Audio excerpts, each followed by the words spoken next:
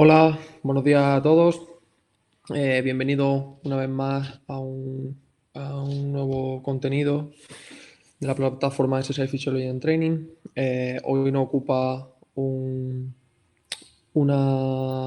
mini comunicación sobre los efectos del entrenamiento de la musculatura inspiratoria en el rendimiento deportivo, tanto en normoxia como en hipoxia. Comentar que parte de esta comunicación viene derivada pues de un estudio científico en el cual participé como autor y cual tiene prácticamente el 50% del trabajo desarrollado para mi tesis doctoral. Antes de empezar, comentar que algunos conceptos básicos sobre la hipoxia. La hipoxia, para el que no esté muy familiarizado con el término, se considera como un déficit de oxígeno en un organismo o un tejido, ¿vale? También se podría considerar como un tejido, ¿vale? La RAE lo define como ese déficit de oxígeno. Bien, pues la hipoxia en un tejido, en nuestra musculatura, puede venir derivada. Ese déficit de oxígeno puede ir derivado de diferentes estímulos, ¿vale? Uno de esos estímulos puede ser la altitud, conforme nosotros aumentamos o subimos a una montaña, ¿vale? Se produce un déficit de oxígeno en los tejidos. ¿Cuál es la principal característica de este tipo de hipoxia? Bueno, pues que es hipovárica. Es decir, el déficit de oxígeno viene derivado por una bajada de la presión, eh, pero la proporción de oxígeno atmosférico es la misma, ¿vale? Es decir, la diferencia es que la presión parcial que ejerce el oxígeno en altura, en una montaña, es menor con la que relaciona a nivel del mar. Existe otro tipo de hipoxia, que es la normovárica, que es la que podemos generar en una cámara o en una tienda, ¿vale? La cual, en este caso, la presión sí es la misma, ¿vale? Que la que tenemos a nivel del mar, una atmósfera, pero en este caso la concentración de oxígeno es menor, ¿vale? En este caso lo que hacemos es extraemos parte del oxígeno o introducimos una mezcla de gas en la cual la proporción del oxígeno es menor, ¿vale? Ese tipo de estímulo también produce un déficit de oxígeno en el organismo. ¿Vale? Hay otro tipo de estímulos como que vienen derivados de la enfermedad, de enfermedades. En este caso no son estímulos en sí. Por ejemplo, el tabaquismo pues, puede generar también hipoxia en los tejidos, enfermedades crónicas, pulmonar crónica obstructivas, diferentes tipos de enfermedades que pueden generar hipoxia en un tejido. Al final, esos estímulos, tanto la altitud, una cámara, cualquier enfermedad, genera una alteración en variables fisiológicas, ¿vale? Con las que tenemos aquí, que son las que al final van a generar una respuesta por parte del organismo. En este caso, bueno, pues se puede ver modificada la saturación de oxígeno, la presión arterial de oxígeno, la ventilación, la eficiencia ventilatoria, la variabilidad de frecuencia cardíaca, la frecuencia cardíaca de reposo, etcétera. ¿Vale? Pues bien, estos estímulos que tienen un efecto en estas variables, ¿vale? Se ha demostrado que tienen un efecto sobre el rendimiento deportivo en sí. Y aquí os traigo un ejemplo de este estudio, ¿vale? En la cual ellos evaluaron los efectos de una hipoxia generada a una FiO2 de 9,6, que aproximadamente equivale a unos 6.200 metros de altitud. Tener en cuenta que la FiO2 normal o a nivel del mar es aproximadamente del 21%. Pues bien, en este estudio sometieron a diferentes sujetos a este estímulo, ¿vale? Y vieron cómo iba cambiando la saturación, el porcentaje de saturación a lo largo del tiempo, ¿vale? Pues en el primer minuto la saturación justo al exponer a los sujetos a este estímulo, pues era prácticamente parecido al del nivel del mar, pero si vemos, a medida que pasa el tiempo, hasta llegar al minuto 8,5, casi 9,5, la saturación se reduce incluso llegar hasta un 25% con respecto al porcentaje normal. Aproximadamente la saturación es del 99% a nivel del mar. Si nos fijamos, solo con 8 minutos y medio nuestra saturación caería aproximadamente un 25%, es decir, en torno a un 75%. Bien, ¿qué consecuencias tiene esa alteración en estas variables? Pues bien, pues que el rendimiento deportivo se vea sensiblemente o significativamente, depende del grado de hipoxia, se vea influenciado.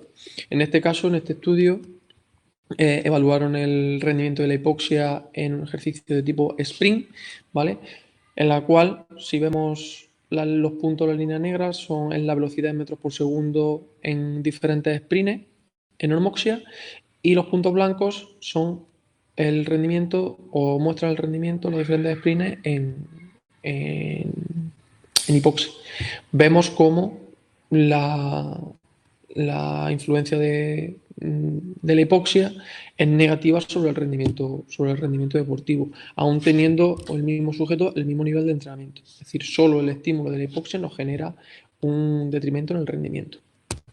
Bien, ¿cómo se vincula esto con el entrenamiento de la musculatura respiratoria? Bueno, antes de nada tenemos que entender qué efectos produce el entrenamiento de la musculatura respiratoria a nivel fisiológico. Los músculos respiratorios son unos músculos estriados, exactamente igual que el músculo, el tejido muscular, por ejemplo, del cuádriceps, el vastio interno, el vastio externo. Es decir, son músculos que se fatigan en igual medida. Los mecanismos fisiológicos que le afectan con relación a la fatiga son los mismos. Pues bien, la fatiga de los músculos respiratorios provoca una vasoconstricción en los músculos implicados en el gesto deportivo, si estuviéramos pedaleando en las piernas, acompañado del cambio en la producción de neurotransmisores, en este caso pues de noradrenalina. Bien, eso que genera una vasoconstricción en los músculos implicados en el gesto se produce o el objetivo es intentar mantener la concentración de sangre, mantener el rendimiento de los músculos respiratorios, que son al final los encargados de introducir el oxígeno. Pues bien, como cualquier músculo, el diafragma intercostales se fatigan y esa fatiga va a generar un detrimento significativo en el rendimiento. El entrenamiento de la musculatura respiratoria se ha visto como una metodología útil y efectiva de bajo coste que genera efectos muy positivos en el rendimiento. Por ejemplo, en este caso, estos autores midieron el efecto de un entrenamiento de la musculatura respiratoria en contrarreloj en ciclismo en 20 y 40 minutos. Si vemos en el grupo experimental, vemos que el tiempo se redujo significativamente y vemos que los vatios medios completados por el grupo también aumentaron en una contrarreloj en 20 minutos tras el protocolo experimental.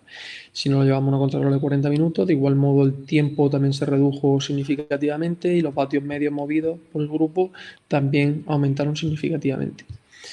Pues bien, ¿cómo influye eso en la altitud?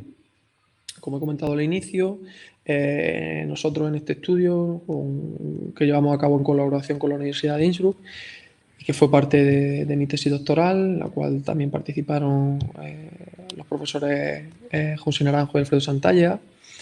Lo que intentamos fue evaluar la influencia de este entrenamiento en la musculatura respiratoria en variables relacionadas con la fisiología en altitud, como puede ser la eficiencia ventilatoria, así como el rendimiento tanto en normoxia como en hipoxia. Bien, para contextualizar un poco lo que llevamos a cabo y un poco a nivel teórico cuál era nuestra hipótesis, pues bien, lo que sí se conoce es que la hipoxia aguda provoca aumentos significativos en la ventilación, que esos aumentos en la ventilación, esa respuesta involuntaria, que no la generamos nosotros por parte del organismo cuando nosotros vamos a altitud, aumentamos nuestra ventilación, pues ese hecho de aumentar nuestra ventilación, el objeto es estabilizar la presión parcial de oxígeno. ¿Vale? ¿Qué es lo que conlleva ese aumento de la ventilación? Pues ese aumento de la ventilación conlleva un incremento del coste metabólico de los músculos respiratorios en hipoxia. Es decir, aumentar la ventilación, el esfuerzo y el coste que tienen o derivado de ese sobreesfuerzo de los músculos respiratorios, pues hace que el coste metabólico sea mayor. ¿Qué se ha visto que es esencial para mantener esa presión parcial? Pues una buena eficiencia ventilatoria nos va a permitir reducir el coste metabólico para mantener esa presión parcial de oxígeno estable en altitud. ¿Cómo podríamos aumentar esa eficiencia ventilatoria? Bien, pues con el entrenamiento de la musculatura inspiratoria se mejora la eficiencia ventilatoria tanto en normoxia como en hipoxia y el gradiente alveolo arterial en hipoxia. ¿Vale? Esos mecanismos, este entrenamiento nos podría generar mejoras en estos mecanismos que nos van a ayudar a mantener nuestro rendimiento, intentar mejorar nuestro rendimiento en altitud. ¿Qué fue lo que hicimos nosotros?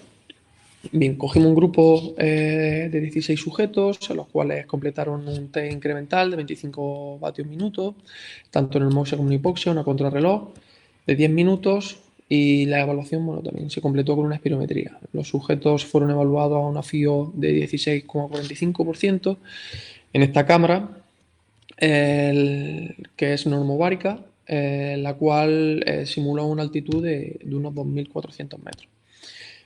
El grupo experimental, ¿vale? Completó un protocolo después de los pretext, que fueron tanto en normoxia como en hipoxia. Completó un grupo experimental, el grupo experimental fueron 6 semanas, el protocolo, en las cuales se componían de 30 respiraciones al 50% de esa presión inspiratoria máxima, 2 veces al día, 5 días por semana. Al cabo de esas 6 semanas se volvió a completar la misma evaluación y se realizó una comparativa tanto de pre y post como de condiciones, ¿vale? Tanto en normoxia como en hipoxia. Bien, a lo largo de las semanas de entrenamiento vimos una mejora significativa en el rendimiento de los músculos inspiratorios, medido por la presión inspiratoria máxima en centímetros de agua. Vemos como el grupo experimental, que es la línea negra, aumentó significativamente su rendimiento. Y en cuanto a los resultados del estudio, pues vemos que la eficiencia ventilatoria se aumentó, es decir, los niveles de eficiencia ventilatoria fueron peores en hipoxia. Es decir, la hipoxia tiene un efecto negativo sobre esta variable fisiológica, pero con el entrenamiento de la musculatura inspiratoria, el grupo experimental consiguió reducir los efectos negativos de la hipoxia en esta variable. También vimos que el rendimiento en contrarreloj medido en vatios se redujo significativamente con la hipoxia, pero con el entrenamiento de la musculatura inspiratoria conseguimos compensar esos efectos negativos de la hipoxia en el rendimiento. Es decir, si vemos en hipoxia, los vatios medios medidos antes del entrenamiento fueron 204, después del entrenamiento fueron 209. Pero si comparamos el detrimento, vemos que de 204 que fueron en hipoxia a 219, pues hubo una mejora significativa, pero es que si vemos que comparamos normoxia con hipoxia, vemos que incluso el rendimiento entre la situación de normoxia e hipoxia se equiparó, es decir, conseguimos compensar los efectos negativos de la hipoxia mediante un entrenamiento de la musculatura inspiratoria. Esto es de vital importancia. ¿Por qué? Porque atletas o sujetos que van a competir en altitud pueden reducir de forma significativa e incluso llegar a compensar los efectos negativos derivados de la hipoxia única y exclusivamente con el entrenamiento de la musculatura inspiratoria. Con relación a variables fisiológicas, como fue el consumo de oxígeno máximo o la ventilación, bueno, pues vimos que la musculatura inspiratoria podría reducir los incrementos, ese overshoot en la ventilación en hipoxia, y ese hecho podría reducir la respuesta de la eficiencia ventilatoria. Por lo tanto, las mejoras en la eficiencia ventilatoria podrían venir derivadas de esos efectos sobre la ventilación. A nivel práctico, a mi alumno siempre me gusta un poco desgranar los datos, porque muchas veces con los datos medios no tenemos una idea real de lo que supone. Si cogemos la fórmula del doctor Ferrari, en la cual, sabiendo los vatios kilo que mueve un sujeto y estableciendo un valor dependiente, podemos conocer su velocidad de ascenso vertical.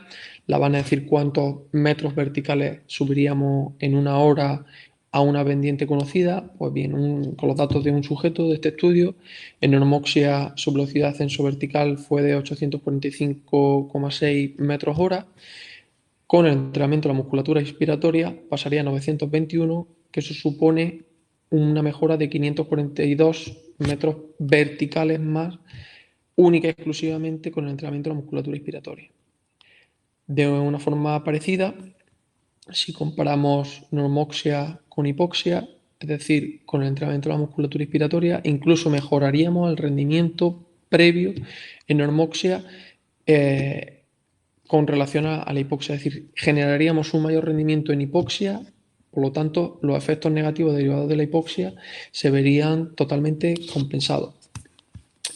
Por último, y para acabar, o ir acabando, ¿vale? Decir que, bueno, pues que el entrenamiento de la musculatura inspiratoria reduce la demanda de oxígeno en los músculos respiratorios, lo cual permite una mayor disponibilidad de oxígeno en los músculos principales implicados en el gesto deportivo. Decir que un menor coste de los músculos respiratorios podría generar un mayor reclutamiento a nivel de fibras musculares en los músculos principales mediados por el sistema nervioso central, y esto podría explicar la mejora en el rendimiento. ¿Cuáles fueron las conclusiones principales de nuestro estudio? Bueno, pues que el entrenamiento de la musculatura inspiratoria mejora el rendimiento, tanto en condiciones de normoxia como en hipoxia, que las mejoras podrían estar derivadas de aumentos en la eficiencia ventilatoria y que el entrenamiento de la musculatura inspiratoria es una alternativa útil para compensar la respuesta aguda del organismo en hipoxia.